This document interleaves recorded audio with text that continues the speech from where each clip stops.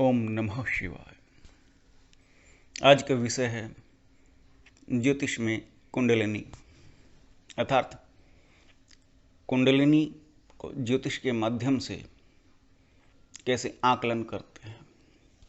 किसी की भी जन्म पत्री हो और अगर उसका प्रश्न ये हो कि क्या मेरी कुंडलिनी शक्ति जागृत होगी, तो उसका मेजरमेंट ग्रहों के हिसाब से कैसे कैसे करेंगे। इस विषय में अगर कुंडलिनी को जन्मपत्री के माध्यम से देखा जाए तो अलग अलग ग्रह अपनी अपनी भूमिका निभाएंगे। ऐसा क्या होगा किसी भी जातक के साथ कि वो कुंडलिनी की तरफ अग्रसर हो जाएगा। कोई सुखी और संपन्न भी हो सकता है, तो उसके अंदर जिज्ञासा उत्पन्न हो सकती है, और वो जिज्ञासा उसकी अगर अध्यात्म में है तो कुंडलिनी की तरफ प्रेरित हो सकता है। इसके अलावा अगर कोई दुख तकलीफ से, जरूरत से ज़्यादा दुख से पीड़ित होकर गुजर गया और ईश्वर की आराधना में लीन हो गया, तो उसकी भी कुंडलिनी प्रभावित हो सकती है, लेकिन उसके ग्रह नक्षत्र की पोजीशन अलग होगी। तो सुख और दुख के आधार पर कुंडलिनी शक्ति को जगाने वाले ग्रह अपना अपना फल बदल देंगे। तो ऐसे में कॉमन चीज क्या हो, अगर केवल कॉमन की बात करें कि कुंडलिनी को कौन कौन से ग्रह प्रभावित करते हैं और अपना जगाने में सहयोग और असहयोग प्रदान करते हैं, तो इस विषय में बात करता हूं। क्योंकि सुख और दुख के आधार पर कोई जरूरी नहीं कि जीवन में कोई इतना डीप पहुंच जाए कि कुंडलिनी शक्ति को ही जगा करके मानेगा। क्योंकि कुंडलिनी शक्ति की साधना एक ही जीवन की साधना नहीं होती, ये कई जन्मों की साधना का परिणाम सामने होता है। तो सबसे पहले चंद्रमा से ही बात करें। चंद्रमा मनुष्य हो जाता है, चंद्रमा से मन को जाना जाता है, और चंद्रमा उस बात का प्रतिनिधित्व करता है कि हमारे मन में क्या चल रहा है, अथवा भविष्य की क्या कड़ियाँ बुनी जा रही हैं। जिज्ञासा और दुख के पल ऐसे पल होते हैं जो भविष्य की कड़ियों को, भविष्य की इमारतों को खड़ा करते हैं आपके मन में। तो चंद्रमा कुंडलिनी को प्रभावित करने में सबसे महत्वपूर्ण रोल निभाता है। नंबर 2 पर आता है सूर्य। सूर्य एक बलिष्ठ शरीर, आरोग्य प्रदान करने वाला और विशेष रूप से अच्छी दिमागी क्षमता जो कुंडलिनी शक्ति को सहन कर जाए, ऐसी भरपूर दिमागी एनर्जी, मस्तिष्क की ऊर्जा, जहाँ से ओज भी उत्पन्न हो, ऐसी दिमागी क्षमता प्रदान करने का कारक सूर्य देवता करते हैं। क्योंकि कुंडलिनी शक्ति को जगाने में ओज की भी बड़ी महत्वपूर्ण बात होती है। ओज क्या है? ओज वो नहीं कि जो आपके चेहरे पर दिखता है।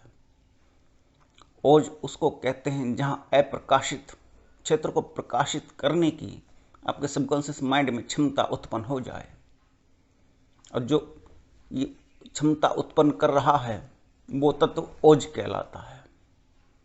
और ये तत्व आपका ब्रह्मचर्य से उत्पन्न होता है, जब आप वीर्य को स्टोर करते हैं अथवा रज को स्टोर करते हैं, इकट्ठा करते हैं अथवा संचय करते हैं, अथवा संपल शब्दों में आप ब्रह्मचर्य को धारण करते हैं।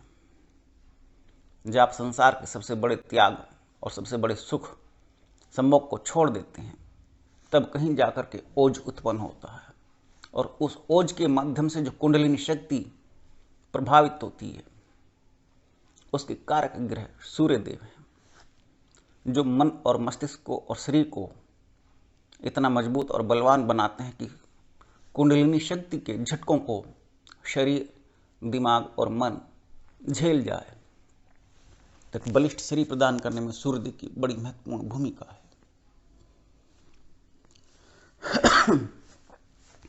अगर इससे आगे चलें,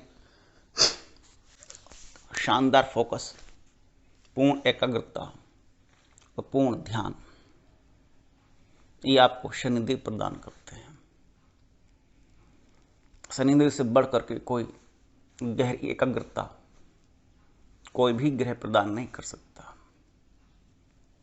शनि अत्यंत सूक्ष्म और सूक्ष्म से भी सूक्ष्म और सूक्ष्म के पार पदार्थ के पीछे की छिपी ऊर्जा तक जातक को पहुंचाने का कार्य, उस ऊर्जा को पहचानवाने का कार्य शनिदेव करते हैं। माध्यम कुछ भी हो सकता है, तो शनिदेव का कुंडलिनी शक्ति को जागृत करने में बड़ा रोल है। और आगे चलते हैं, बिना गुरु के कुंडलिनी शक्ति जागृत होने का सवाल ही पैदा नहीं होता। तो बृहस्पति जी की उच्च स्थिति, उच्च अवस्था कुंडलिनी शक्ति को जागृत करने में महारत हासिल करवाती है। गुरु के माध्यम से, गुरु कोई भी हो, उसके माध्यम से अगर गुरु संपन्नवान है, शक्तिशाली है, तो कुंडलिनी शक्ति आसानी से जगवा देगा। अपने जीवन के अनुभवों से, अपनी गुरु मंडली से, गुरु के भी गुरु होते हैं और कई सारे गुरुओं की श्रृंखला इस कुंडलिनी शक्ति को जागृत करने में अपना सहयोग प्रदान करती है, शिष्य को बलि बनाती है। तो कुंडलिनी शक्ति को जागृत करने में बृहस्पति जी ग्रह का उच्च अवस्था में होना एक अनिवार्य शर्त है। तो बृहस्पति जी चूंकि गुरु के कारक हैं, लेकिन गुरु तो एक और भी हैं ग्रहों में, वो शुक्राचार्य जी, वो दैत्यों के गुरु भले ही हों, लेकिन कुंडली में अगर उच्च अवस्था में बैठे हैं, तब भी वो जातक की अथवा साधक की कुंडलिनी शक्ति को जागृत करने में अपना महत्वपूर्ण रोल निभाते हैं, क्योंकि दोनों गुरु हैं, बृहस्पति जी और शुक्राचार्य जी। अब चूंकि कुंडलिनी शक्ति की अवस्था सोई हुई बताई जाती है और वो मूलाधार चक्र के अंदर विद्यमान रहती है, गुदामुख के आसपास का इलाका अथवा लिंग के आसपास का इलाका, ये मंगल क्षेत्र के अधीन होता है। ज्योतिष में काल पुरुष की कुंडली के जन्मपत्री के अंतर्गत वृश्चिक राशि जातक के जनन अंगों, यौन अंगों का प्रतिनिधित्व करती है और उनके अंदर जो उत्तेजना उत्पन्न होती है वो सब मंगल ग्रह के अंतर्गत गिनी जाती है। तो मंगल का जप करने से बहुत तीव्र गति से कुंडलिनी शक्ति जागृत होती है। तो मंगल कुंडलिनी शक्ति को जागृत करने में, अपनी उत्तेजना का प्रदान करने में सहयोग प्रदान करते हैं। और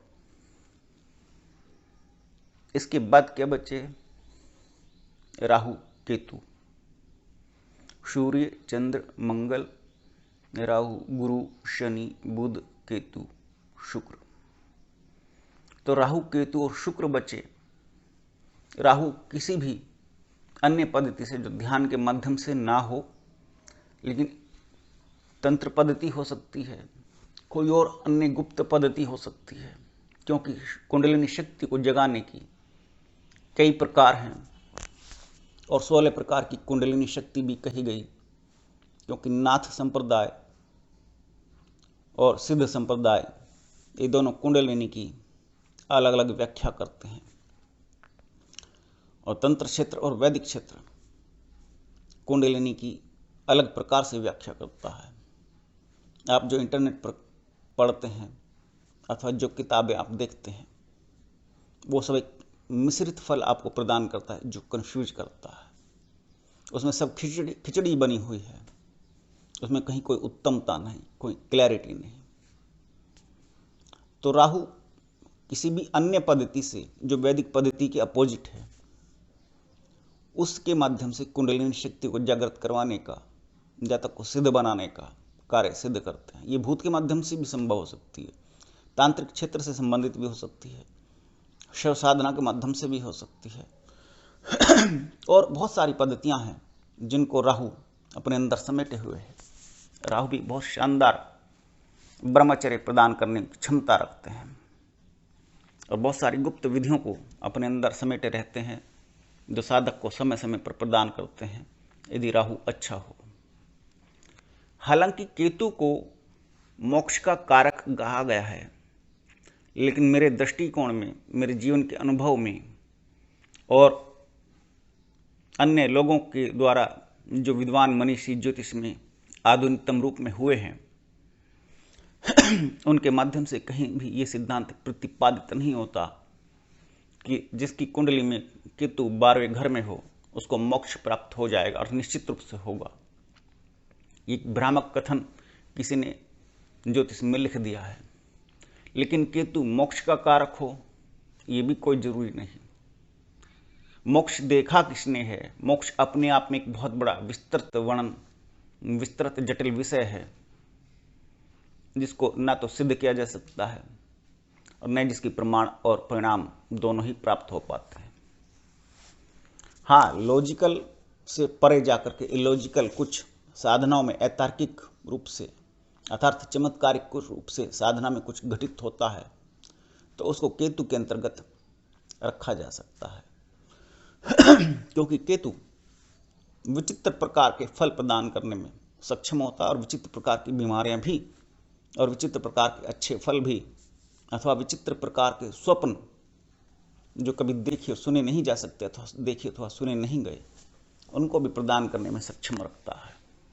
अपने अंदर इतनी ऊर्जा समेटे हुए है तो केतु ग्रह अपना फल इस प्रकार से प्रदान करते हैं। अर्थात कुंडलिनी शक्ति की साधना में केतु ग्रह सपनों के कारक बन जाते हैं जो अर्ध चेतना में जातक को अपना फल प्रदान करते हैं। बच्चे बुध के लिए जो किंवदंती अर्थात लोगों द्वारा कही गई पंक्ति अथवा बात कही गई है कि बुध जैसे ग्रहों के साथ बैठता है वैसा फल प्रदान करता है। अगर बुध कुंडलिनी शक्ति को जागृत कराने में अपना रोल निभा रहे हैं तो जातक को कुंडलिनी शक्ति जागृत करने में अच्छा मजबूत स्नायु तंत्र मिल जाएगा और बुध के माध्यम से यदि बुध सात्विक ग्रहों के साथ बैठा है तो कुंडलिनी शक्ति को सात्विक साधना के माध्यम से डेवलप करवाएगा और बुध अगर पाप ग्रहों के साथ बैठा है तो कठोर संघर्ष, कठोर परिश्रम कुंडलिनी शक्ति को जागृत करवाने में अपना महत्वपूर्ण रोल निभाएगा।